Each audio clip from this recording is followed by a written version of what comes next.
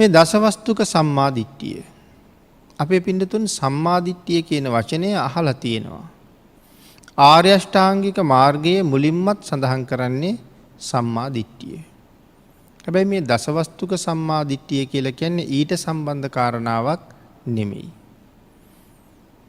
ආර්ය අෂ්ටාංගික මාර්ගයේ සඳහන් කරන සම්මාදිට්ඨිය කියන්නේ චතුස්සත්‍ය සම්මාදිට්ඨිය. එය පැහැදිලි කිරීමයි එතන තියෙන්නේ. දසවස්තුක සම්මාදිට්ඨියට වඩා බොහෝම ඉහළ කාරණාවක් චතුස්සත්‍ය සම්මාදිට්ඨිය. නමුත් චතුස්සත්‍ය සම්මාදිට්ඨියට කෙනෙකුට එළඹෙන්න බැරුව යනවා මේ දසවස්තුක සම්මාදිට්ඨිය නැත්තම්. ඒ නිසා මුලින් මේ සම්මාදිට්ඨිය දරන්න ඕනේ. මේ බුද්ධ ශාසනයට යම් කෙනෙක් ඇතුල් වෙන්න බලාපොරොත්තු වෙනවා නම් එහෙම කියහම කෙනෙකුට හිතෙන්න පුළුවන් පැවිදි වෙන්න බලාපොරොත්තු වෙනවා නන්ද කියලා. නෑ. බෞද්ධයෙක් වෙන්න බලාපොරොත්තු වෙනවා නම්. බෞද්ධයා කියලා කියන්නේ ශාසනයට ඇතුල් වෙච්ච කෙනා. ඒ කියන්නේ සිව්වණක් පිරිස අතරට ආවා කියන එක. එහෙනම් බුදු දහමට යම් කෙනෙක් ඇතුල් වෙන්න බලාපොරොත්තු වුණා නම් ඒ පුද්ගලයා මේ කාරණා 10 අනිවාර්යෙන් සම්පූර්ණ කරන්න ඕනේ. අපි ඒ රැකියාවක් හොයාගන්න තානාන්තරයක් හොයාගන්න සම්පූර්ණ කළ යුතු ඉගෙන ගත යුතු විෂයපතයන් තියෙනවා වගේ මේ සම්බුද්ධ ශාසනයට ඇතුල් වෙන්න බලාපොරොත්තු වෙන කෙනෙක් මුලින්ම මේ කාරණා 10 සම්පූර්ණ කරන්න ඕනේ. එතකොට කෙනෙක් අපෙන් සමහර වෙලාවට අහන්නේ නැති වෙයි දසවස්තුක සම්මාදිට්ඨියෙන් යුක්තද කියලා. මේ ශාසනයට එනවා කියලා කියන්නේ තිසරණ සරණ ගියා කියන එකනේ. බුද්ධං සරණං ගච්ඡාමි, ධම්මං සරණං ගච්ඡාමි, සංඝං සරණං ගච්ඡාමි. භාග්‍යතුන් වහන්සේ මම දිවි හිමියෙන්ම සරණ යනවා කියලා පොරොන්දු වෙනවා. භාග්‍යතුන් වහන්සේ පිළිබඳව මට අල්ප මාත්‍ර වූ සැකයක් කිසිම කාරණාවක් සම්බන්ධයෙන් නැහැ කියලා ප්‍රතිඥා දීමක් කරන්නේ. බුද්ධත්වයේ පිළිබඳව සැක නැහැ. ශරීර ස්වභාවය පිළිබඳව සැක නැහැ. භාග්‍යතුන් වහන්සේගේ නොයෙක් රූප ලක්ෂණ පිළිබඳව දෙතිස් මහා පුරුෂ ලක්ෂණ 80ක් අනුව්‍යංජන ලක්ෂණ 216ක් මංගල ලක්ෂණ මේ එකදු කාරණාවක්වත් සැක කරන්නේ නැහැ කියලා පොරොන්දු වෙලයි බුද්ධං සරණං ගච්ඡාමි කියලා කියන්නේ. ඒ ප්‍රකාශය තුල අර පොරොන්දුව අන්තර්ගතයි. ධම්මං සරණං ගච්ඡාමි. භාග්‍යවතුන් වහන්සේ විසින් හොයාගෙන ලෝක සත්වයාගේ යහපත වෙනුවෙන් දේශනා කොට වදාළ ඒ නෛර්යානික ශ්‍රී සද්ධර්ම රත්නය අල්ප මාත්‍රයකින්වත් මම ප්‍රතික්ෂේප කරන්නේ නැහැ. මම මොකවත් දන්නේ නැහැ. නමුත් ධර්මයෙන් තමයි මට කරුණු ගන්නලා තියෙන්නේ. ආන්ගේ ධර්මයේ මට සැක නැහැ. නිර්මල ධර්මයේ සැක නැහැ කියලා පොරොන්දු වෙන එක ධම්මං සරණං ගච්ඡාමි. භාග්‍යතුන් වහන්සේ විසින් ඇති කළ අෂ්ටාර්ය පුද්ගල මහා සංඝරත්නය ගුණ 9කින් යුක්තයි. ඒක ගුණයක්වත් උන්වහන්සේලා ගාව නැති ගුණ නෙමෙයි. ඒ සියල්ලෙන්ම මහා සංඝයා සම්පූර්ණයි. ඒ ආර්ය මහා සංඝරත්නය මම සරණ යනවා කියලා පොරොන්දු වෙන එකයි සංඝං සරණං ගච්ඡාමි කියලා කියන්නේ. මේ ප්‍රකාශයන් තුන යමෙක් හරියටම දරුවා කියලා කියන්නේ.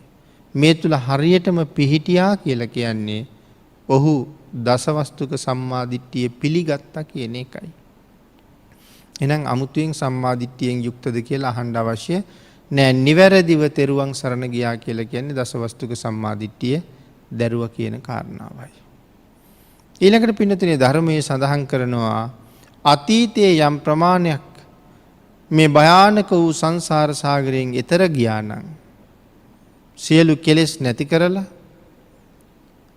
මේ අති උතුම් අරහත්වය අවබෝධ කළා නම් මේ දසවස්තුක මිත්‍යා දෘෂ්ටියෙන් මිදිලා සම්මා දිට්ඨියට එළඹිච්ච කෙනයි. සසරින් මිදුනේ දසවස්තුක සම්මා දිට්ඨියට එළඹිච්ච කෙනා. අතීතයේත් එහෙමයි. වර්තමානයේ කෙනෙක් ගොරබිරන් සංසාරයෙන් එතර වෙනවා නම් නිර්වාණය අවබෝධ කරනවා නම් ඒ පුජ්‍යලයා ඒ නිර්වාණය අවබෝධ කරන නිර්වාණගාමී ප්‍රතිපදාවට තියෙන පළවෙනි පියවර තමයි මෙන්න මේ කාරණා 10 පිළිගන්නවා කියන එක. අනාගතයේ යම් කෙනෙක් මේ සසරින් මිදෙනවා නම් ඒත් මේ දසවස්තුක සම්මාදිට්ඨිය දරණ කෙනෙක් මිස ඒක ප්‍රතික්ෂේප කරන්නෙක් නෙමෙයි. මෙයින් එකක් සම්බන්ධයෙන්වත් යම් කෙනෙක් සැක උපදවනවා නම් ඒ කියන්නේ ඔහුට තුනුරුවන් සම්බන්ධයෙන් සැකයක් උපදිනවා. තාම හරියටම බෞද්ධ වෙන්න බැරි වුණා. හැබැයි එහෙම කවදාවත් මේ සසරින් මිදෙන්න බැරි නිසා අපේ බුදුරජාණන් වහන්සේ සිංහනාදයක් කරලා තියෙනවා. මහණෙනි මේ ලෝකේ පළවෙනි ශ්‍රමණයා පහළ වුණෙත් මේ බුද්ධ ශාසනය තුලමයි. අන්තිම ශ්‍රමණයා පහළ වෙන්නේ මේ බුද්ධ ශාසනය තුලමයි. මේ ශාසනයෙන් පිට හැබෑ ශ්‍රමණෙක් නැති බව භාග්‍යතුන් වහන්සේ දේශනා කළා. එතන හැබෑ ශ්‍රමණෙක් කියලා කිව්වේ මාර්ගඵලලාභී. යමෙක් මාර්ගඵල ලැබුවා නම් ඒ මේ බුද්ධ ශාසනය විතරයි කියන කාරණාව බුදුරජාණන් වහන්සේගේ සිංහනාදයක්. එතකොට එතෙන්ට එන්න නම් අපි ගාව පින්නතුනේ බොහෝ සිල් ගුණ තියෙන්න ඕනේනේ. ශ්‍රද්ධාව, සීලය ආදී මේ ගුණ ධර්ම සම්පූර්ණ කරලා තියෙන්න ඕනේ. එතකොට බුදුරජාණන් වහන්සේ පහළ වෙන කාලේ වෙනකොට 이르දියෙන් වැඩම කරපු අය හිටියා. අහසින් ගියපු අය හිටියා. ඒගොල්ලෝ සමත ආදී භාවනාවන් දියුණු කරලා ඒ තැන් වලට ආව අභිඥා ලැබුවා. ඒ කියන්නේ ඒ අය ගාව එතකොට සිල් තිබුණේ නැද්ද? තිබුණා. අපි ගාව තියෙන නිත්‍ය සීලය පන්සිල්. හැබැයි එදා හිටපු ඒ අහසින් ගිය අය ගාව තිබුණ නිත්‍ය සීලය පන්සිල් නෙමෙයි. ඊට වඩා හුඟක් උසස් සීලයක්. මොකක්ද ඒගොල්ලෝ ගාව තිබිච්ච සීලය? ඒකට අපි කියනවා ආජීව අෂ්ටමක සීලය කියලා. ඒ ඍෂිවරු සමාදන් වෙච්ච සීලය. අසිත කාලදේවල තාපසතුමා ළඟ තිබිච්ච සීලයත් ආජීව අෂ්ටමක සීලය. එහෙනම් පන්සිල් වලට වඩා හුඟ ඉහළයි. අටසිල් වලට වඩා හුඟ ඉහළයි. නවාංග උපෝසතයට වඩා දසාංග උපෝසතයට වඩා දරන්න අමාරුයි. ඒ නිසා අපේ බුදුරජාණන් වහන්සේ අනිවාර්යයෙන්ම ආරක්ෂා කරගත යුතු සීලයක් කියලා ආජීව අෂ්ටමක සීලය පනවලා නැහැ. දේශනා කරලා තියෙනවා. නමුත් මේක රකින්නම කියලා පනවලා නැත්තේ ඒකේ තරම් ගැඹුරු නිසා. නමුත් එදා ඍෂිවරු රැකපු සීලය මේ ආජීව අෂ්ටමක සීලය. ඒ වුණාට ඒ ඍෂිවරු ඇයි මාර්ගඵල ලැබුවේ නැත්තේ? මේ තරම් උසස් සීලයක් රැකලත්.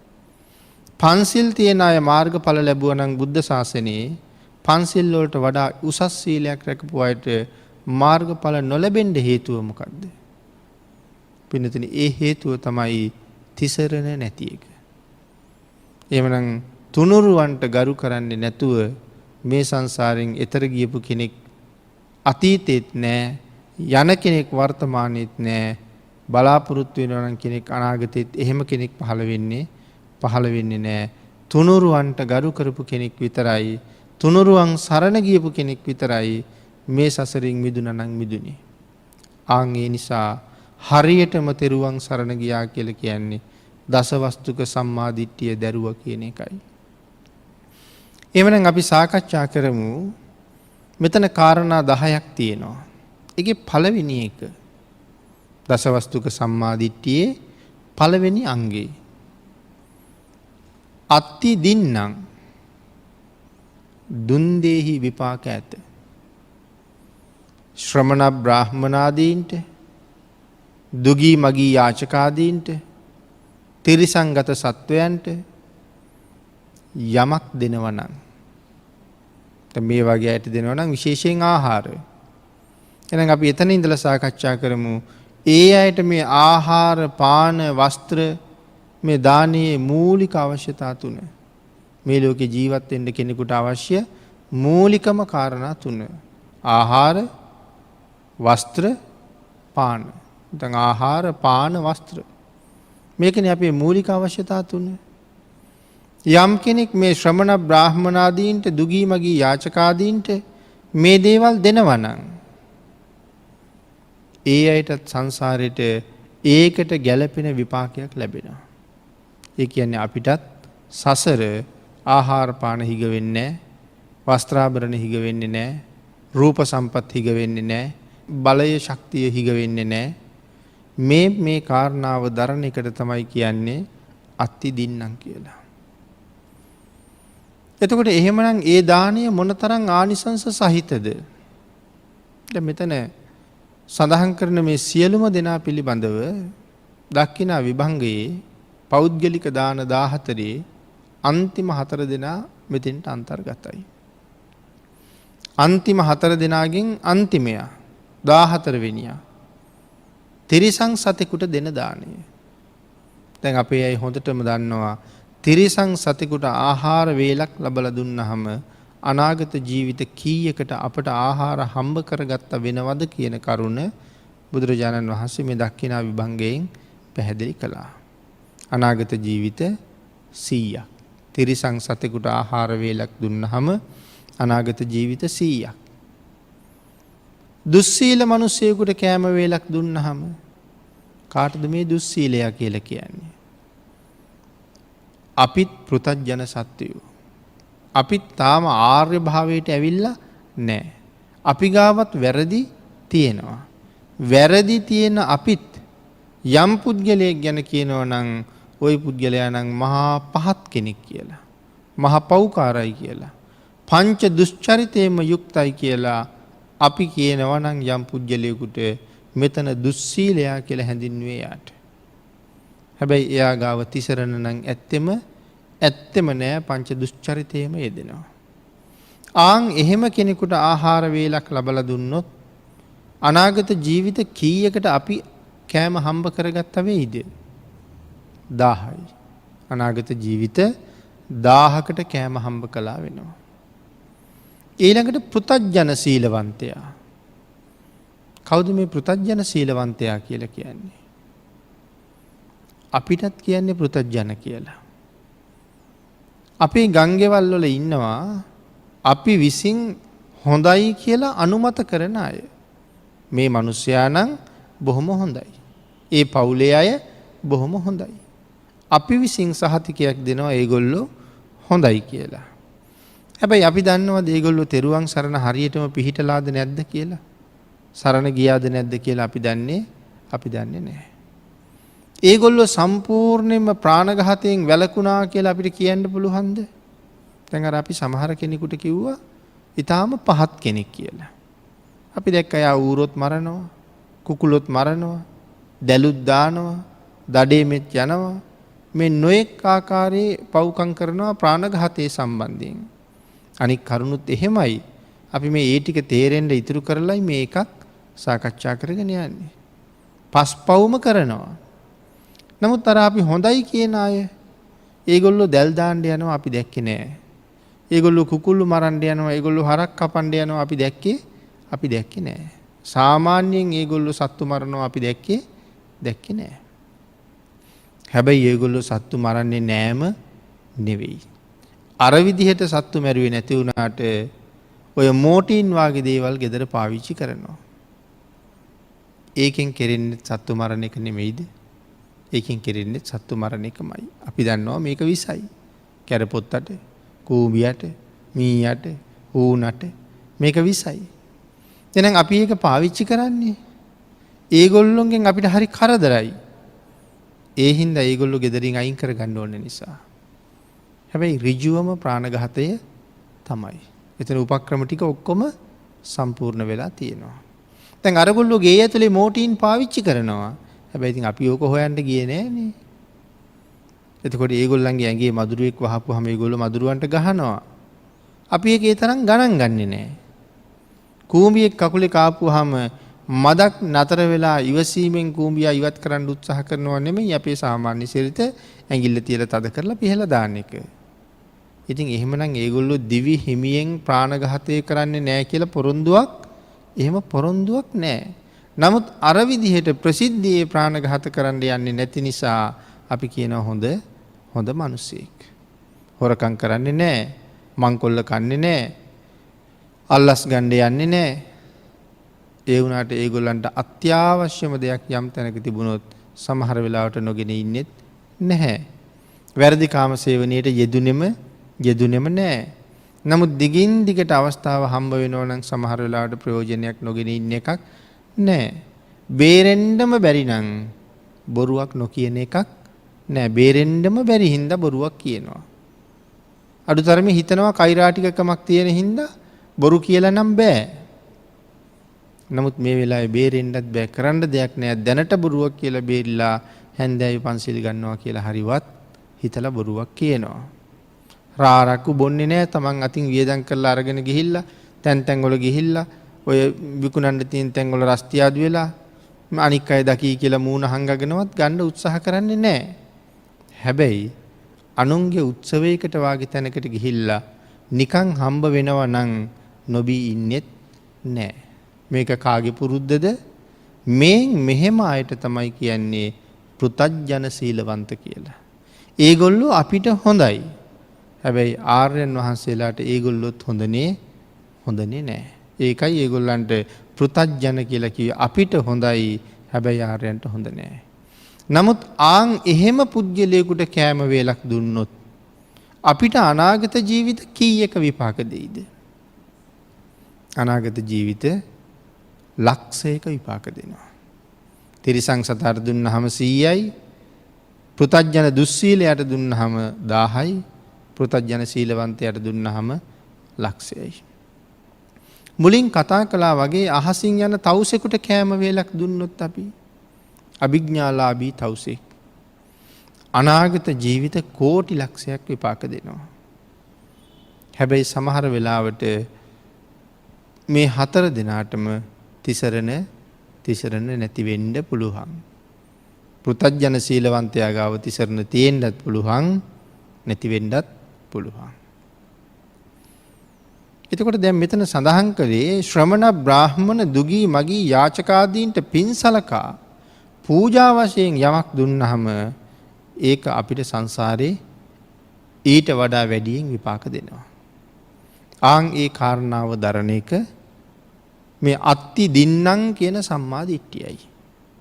යමෙක් කියනෝ නෑ දෙන්න එපා, ඕන්නේ අතපය නැද්ද, හොයා සපයා ගන්න බැරිද? දෙන්න ඕනේ නෑ ඒගොල්ලන්ට. අපි දුන්නු දේවල් අරගෙන ගිහිල්ලා ඒගොල්ලෝ සූදු පිටියට යයි. එහෙම නැත්නම් රාරක්කු බොණ්ඩේ යයි. එහෙම නැත්නම් කුඩු වාගේ දේවල් හොයන්නේ යයි. ඒ මිනිසුන්ට පව් කරන්න උදව් කරන්නේ අපි. ඒ හින්දා දෙන්න එපා. එහෙම කියන පිරිසක් අපි අතර නැතුව නෙමෙයි. හැබැයි මං ඒගොල්ලන්ට දුන්නේ කුඩු බොණ්ඩවත්, සූදු පිටියට යන්නවත්, රාරක්කු හොයන්න යන්නවත් නෙමෙයි. මගේ දාන පාරමිතාවේ එක කොටසක් හැටියට අපි යමක් ඒගොල්ලන්ට දුන්නා. ඔහු ඒකෙන් කරන දේ මොකක්ද දන්නේ. හැබැයි ඔහු ඒකෙන් කරගන්නේ පාපයක් නම් මට ලැබෙන කුසලයේ පොඩි හීන බවක් තියෙනවා. නමුත් මම කුසල චිත්තයෙන් කරපු නිසා තමන්ගාව සිල් ගුණ තියෙනවා නම් ඒක මට මහත්ඵල කරගන්න පුළුවන් ක්‍රමයක් මම ගාවම තිබිලා තියෙනවා. එහෙනම් ඒක ප්‍රතික්ෂේප කරනවා නම් යම් කෙනෙක් මේ දෙන්න එපා කියලා කියනවනේ ඒකට කියන්නේ දසවස්තුක මිත්‍යා දෘෂ්ටිය කියලා. ඊළඟට පින්නතනේ දෙවනි කාරණාව. අත්ති ඉට්ටං. මොකද්ද මේ අත්ති ඉට්ටං කියන සම්මාදිට්ඨිය? මහා පූජාවේ විපාක ඇත කියලා පිළිගන්න එක තමයි අත්ති ඉට්ටං කියලා කියන්නේ. මොනවද මේ මහා පූජාවල් කියලා කියන්නේ? සමහර වෙලාවට සමහර අය අපි දකිනවා මල් පූජාවල් කරනවා. මොන වගේ මල් පූජාවල්ද? 84000ක් ධර්මස්කන්ධය අරමුණු කරලා 84000ක් මල් පූජා කරනවා. 84000ක් ධර්මස්කන්ධය වෙනුවෙන් 84000ක පහන් පූජා කරනවා. තව සමහර අය මල් 1000ක පූජාවල්, මල් 5000ක පූජාවල්, පහන් 1000ක්, පහන් 5000ක්, සමහරලාට පහන් 100ක් ඒ වගේ පත්තු කරලා පූජා පවත්වන අවස්ථා අපේ ජීවිතවල ඕන තරම් අහලක් තියෙනවා, අපිට මුණ ගැහිලක් තියෙනවා. එතකොට මෙව්වට කියන්නේ මහා පූජාවල් කියලා. තව ඒක තමන් කැමති විදිහට වස්ත්‍ර වලින්, ආභරණ වලින්, යාන වාහන වලින් හැම පැත්තෙම තමන්ට පූජාව කරන්න පුළුවන්. නමුත් අපි අතරම තවත් පිරිසක් ඉන්නවා ඔච්චර මල් ගොඩවල් පූජා කරන්නේ මොකටද? ඔච්චර මහන්සි වෙන්නේ මොකටද? ඔය මල් පූජා කරලා ටික වෙලාවක් යනකොට අස් කරනවා. නිකන් ඔව් වගේ වෙන්නේ පන්සල් කහල් ගොඩවල් බවට පත් වෙන එක විතරයි. අපිත් කාලේ නාස්ති වෙන එක විතරයි කියලා කියන අයත් අපි අතර ඕන තරම් ඉන්නවා. ඇයි ඔච්චර පහම් පත්තු කරන්නේ? එතකොට නිකන් මහ ගිනි මැලයක් දැල්ලුවා වාගේ. ඒ ප්‍රදේශයේ ඉන්නත් අමාරුයි. තෙල් කොච්චර නාස්ති වුණාද? තව අපේ ධනෙ කොච්චර නාස්ති වුණාද? හැම තැනම තෙල් හලලා කූඹි මතුවෙලා අනික් අයට අපහසුතාවම් ඇති කරලා ඒ හින්දා ඔయిత වඩා හොඳ නැද්ද එක පහනක් දෙකක් පත්තු කරගන්න එක? ඔయిత වඩා හොඳ නැද්ද මලක් දෙකක් පූජා කරගන්න එක? 1000ක් පූජා කෙරුවත් එකයි 84000ක් පූජා කෙරුවත් එකයි මලක් දෙකක් පූජා කෙරුවත් එකයි නේද කියලා කතා කරන අය අපි අතර ඕන තරම් ඉන්නවා. නමුත් අත්ති ඉට්ටන් කියලා කියන්නේ ඒකට නෙමෙයි මහා පූජාවේ විශේෂ විපාක ඇත කියන කාරණාව අපිට පිළිගන්න කියලා භාග්‍යතුන් වහන්සේ දේශනා කරලා තියෙනවා. එතකොට මහා පූජාවකින් කොච්චර දේවල් අපිට සම්පූර්ණ වෙනවද? පින්නතුනි මලක් දෙකක් නම් අද රැකියාවට යන ගමන් කඩාගෙන ගිහිල්ලා ඔය යන ගමන් පාරායිනේ තියෙන බෝධියක් ගාව බුදු කුටියක් ගාව පූජා කරලා යන්නත් පුළුවන්. එහෙම නැත්නම් ගෙදර තියෙන බුදු කුටිය ඇතුලේ මලක් දෙකක් පූජා කරලා පහනක් දැල්වලා යන්නත් පුළුවන්. ඒකට විශේෂ කාලයක් කැප කෙරුවේ නැහැ. ඒකට විශේෂ වියදමක් කළෙත් නැහැ. නමුත් මහා පූජාවක් එහෙම කරන්න පුළුවන්ද? හිතන්නකො මල් 1000ක් පූජා කරන්න කල්පනා කළා. ඒ මල් 1000 හොයන්න පහසුද? එහෙමනම් ඔබ රැකියාවක් කරන කෙනෙක් නම් හෙට ඔබේ පූජාව නම් ඔබ අද රැකියාවෙන් නිමාඩු ගන්නම වෙනවා. එහෙනම් රැකියාව අදට අත්හරින්න වෙනවා. පූජාව කරගන්න. ඒකට අදටයි හෙටටයි දෙකටම රැකියාව අත්හරින්න වෙනවා. අද නිමාඩු යොදාගෙන අද මල් හොයන්න යනවා. තනියම යන්න පුළුවන්ද? තනියම හොයන්න පුළුවන්ද? තව එක්කෙනෙක් දෙන්නෙක්වත් ඒකට සම්බන්ධ කරගන්න වෙනවා. ගොවිතැන් කරන කෙනෙක් නම් ගොවිතැන් කටයුතු වලින් නිදහස් වෙන්න ඕනේ. ව්‍යාපාර කරන කෙනෙක් නම් ව්‍යාපාර කටයුතු වලින් නිදහස් වෙන්න ඕනේ. නිදහස් වෙලා මල් හොයන්න ඕනේ. ඒ මල් ගෙනල්ලා ඔහේ පූජා කරන්න පුළුවන්ද? ඒ මල් ගෙනල්ලා හොදන්න ඕනේ. මල් හොදනකොට තව වෙලාවට තවත් තැලෙනවා පොඩි වෙනවා. ඊට පස්සේ තැලිච්ච පොඩි වෙච්ච මල් වෙනම තෝරලා අයින් කරන්න ඕනේ. එහෙනම් හොඳ මල් පූජාවක් භාග්‍යතුන් වහන්සේ ළඟ සිද්ධ කරන්න නම් මල් දහසක් පූජා කරන්න අඩුතරමේ මල් 1500ක්වත් හොයන්න වෙනවා. මොකද හොදලා ඉවර වුණාට පස්සේ මේන් සෑහෙන මල් ප්‍රමාණයක් තේරිලා අයින් වෙනවා. අයින් කරලා ඒ හොඳ මල් ටික අරගෙන හිතන්නකො මල් වට්ටි වලට හරි ආසන වල හරි හදන්න සෑහෙන කාලයක් ඒ වෙනුවෙන් ගත කරන්න සිද්ධ වෙනවා. සමහර වෙලාවට මේ ටික කරගෙන මල් ටික හොයාගෙන එනකොට අද දවල් ආහාර වේලත් අත්හරින්න වුණා වෙන්න පුළුවන්. ඒ සේරම ටිකත් අත්හැරගෙන මල් ටික සකස් කරගෙන ඇවිල්ලා ඊළඟට දැන් මල් හදන්න ඕනේ. මල් හදන්න මට පිරිසක් ඕනෙමයි. ආන් ඒකට සුදුසු පිරිසක් තෝරගන්න මට වෙනම ප්‍රඥාවක් තියෙන්න ඕනේ. හැමෝටම මල් හදන්න පුළුවන්ද? පින්නතුනි මල් වට්ටියක් හරියට හදන්න ඒකටත් හොඳ විදර්ශනාවක් තියෙන්න ඕනේ. සමහර මල් වට්ටි අපි දකිනවා හරීම ලස්සනට මල් හදලා තියෙනවා. හැබැයි ටිකක් අවුස්සලා බැලුවොත් ඔහේ මල් ටික යටට දාලා උඩ විතරයි සරසලා තියෙන්නේ. එහෙනම් එතන විදර්ශනාවක් තිබිලා නැහැ. එතන වංචාවක් කරලා තියෙනවා. හැබැයි ඉතින් ඒක භාග්‍යතුන් වහන්සේට නෙමෙයි Tamanටම තමයි කරගෙන තියෙන්නේ. එහෙනම් මල් ටික මුල ඉඳලා උඩට එනකම්ම පිළිවෙලට හදාගෙන එන්න කැපකිරීම කරන්න පුළුවන් පිරිසක් ඉවසීම තියෙන පිරිසක් වෙන්න ඕනේ. ඔය පුංචි පුංචි මල් හදන්න ගියාම හරියට කේන්ති එනවා. ඒ මල් ටික හොදලා ගත්තාම වතුර පිච්ච මල් වගේ දේවල් මල තියලා අත ගන්නකොට ඇඟිලි ඇලිලා ආයෙත් අවුල් වෙනවා. සමහරවිට ඒක විසි වෙනකොට තව මල් දෙක තුනක් අවුල් කරගෙන තමයි ඒක විසි වෙන්නේ. ඉතින් ඒ හින්දා පුදුම ඉවසීමක් තියෙන්න ඕනේ. පුදුම කල්පනාවකින් තැම්පත් මනසකින් හොඳ මල් වට්ටියක් හදන්න පුළුවන් වෙන්න. ඒකයි මම කිව්වේ ඒකට හොඳ විදර්ශනාවක් තියෙන්න ඕනේ. ආන් ඒක ක්‍රමානුකූලව හදලා උඩට අරගෙන ලස්සන වෙලා තිබුණාම ඒක මනාව සැකසූ මල් වට්ටියක්. එහෙනම් ආන් එහෙම මනාව සකසන්ඩ හොඳට ඉවසීම තියෙන පිරිසක් තෝරගන්න ඒ මල්දාහි පූජාව කරන කෙනාට හොඳ ප්‍රඥාවක් තියෙන්න ඕනේ. මේගොල්ලෝ හොඳයි මේ වැඩේට. එහෙම නැත්නම් අනික් අය කේන්ති ගිහිල්ලා මං අහක බලාගත්ත වෙලාවක යටට මල් ටික දාලා උඩින් හදන්න පුළුවන්. එහෙම නොකරන පිරිසක්. එහෙමනම් මහා පූජාවකින් පින්නතුනි පාරමිතා වැඩෙනවා. දැන් මේ මල් ටික හදන්න පුළුවන් හොඳ ඉවසීම තියෙන තැම්පත් පිරිසක් තෝරගන්න මේ පිරිස හොඳයි කියලා හොයාගන්න මට ප්‍රඥාවක් තියෙන්න ඕනේ. මේගොල්ලෝ තමයි මේකට ගැලපෙන අය. දැන් එහෙම අරගෙන ආපු අය අතරත් සමහර අය මං කැමති විදිහට නෙමෙයි වැඩේ කරන්නේ. එතකොට මට කේන්ති යනවා. පින්කම් කරනවා වුණාට පින්කම අතරේ මට කේන්ති ගියොත් එතනත් පින්ද? නෑ, එතන තියෙන්නේ ආපහු පව්. ආපහු කේන්තිය නැති වෙනකොට එතන ඉඳලා ආපහු පින ඉස්සරහට ගලාගෙන යනවා. දැන් අරගොල්ලෝ මං කැමති නැති විදිහට කරනවා. දෙතුන් පාරක් ඒගොල්ලන්ට කිව්වා. නමුත් හැදෙන පාටක් නෑ. ආන් අර එන කේන්තිය පාලනය කරගන්න මං උත්සාහ දරනවා. ඒ කේන්තිය පාලනය වෙනවා කියලා කියන්නේ ඔවුන් පිළිබඳව මෛත්‍රී සිත් උපදිනවා. ආන් එතන මෛත්‍රී පාරමිතාව වැඩෙනවා. දැන් සුදුසු පිරිසක් තෝරගන්න ප්‍රඥා පාරමිතාව තිබුණා. දැන් මෙතන කේන්තිය පාලනය කරගෙන අනුකම්පා කරනකොට මෛත්‍රී පාරමිතාව වැඩෙනවා. රැකියාවෙනුත් නිමාඩු අරගෙන ව්‍යාපාර කටයුතු වලිනුත් නිමාඩු අරගෙන ගොවිතැන්පත් වලිනුත් ඈත් වෙලා සමහරට පාසල් යන ඉවත් අතහැරලා මේ කටයුත්තට යෙදුණා කියලා කියන්නේ අත්හැරීම දියුණු වෙලා. ඒ සඳහා තවත් විශේෂ වියදම් කරන්නත් වෙනවා. හොඳ මල් වට්ටි ගන්න හිතෙනවා. එතකොට තවත් නොඑක් දේවල් කරන්න හිතෙනවා. මිල මුදල් වියදම් වෙනවා. එතනත් අත්හැරීමක් තියෙනවා. දැන් මේ දේවල් සුළු පූජාවේ තියෙනවද? ආන් එහෙනම් මහා පූජාවක් කියලා කියන්නේ කෙලෙස් නැතිකරන්න, කෙලෙස් තුනීකරන්න අත්හැරීම ප්‍රගුණ කරන ශ්‍රේෂ්ඨ පූජාවක්. නමුත් සුළු පූජාවක් කියලා කියන්නේ මහා පූජාවකට සූදානම් වීමක් විතරයි.